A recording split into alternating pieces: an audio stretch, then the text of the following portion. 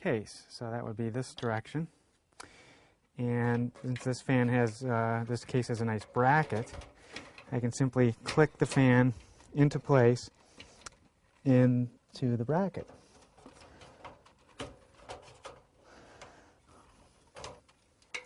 Okay.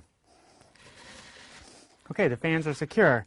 Now you would run the cables to the motherboard, plug them in.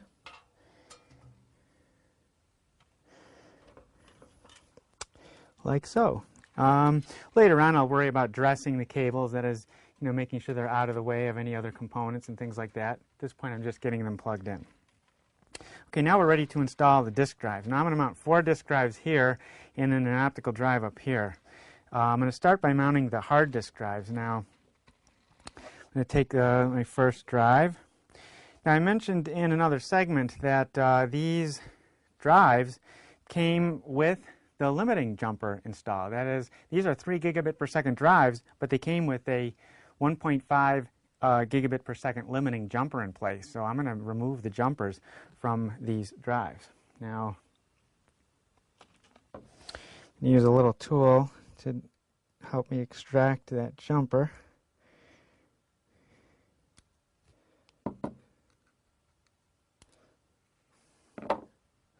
They're very tiny little jumpers.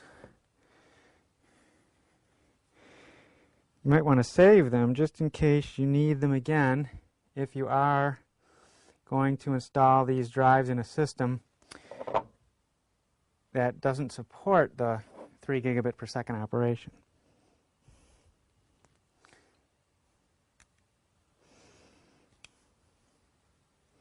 Okay, now those jumpers are removed. Now we're going to do a mount of these drives in place.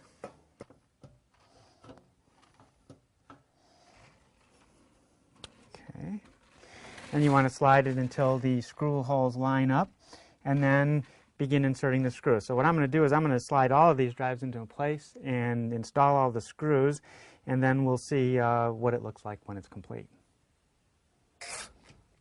Okay, there's the last screw for the hard drives.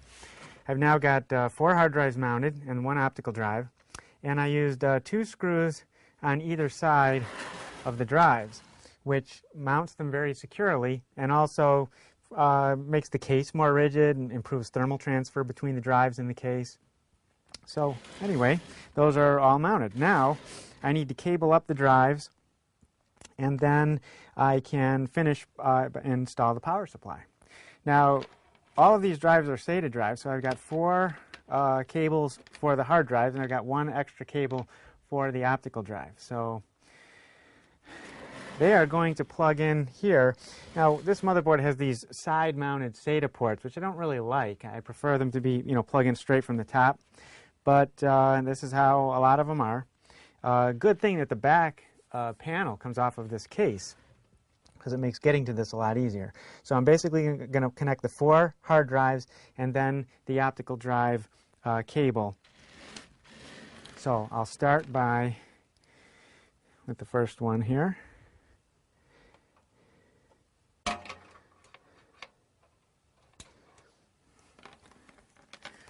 Get all these cables plugged in, and then we'll connect them up to the drives.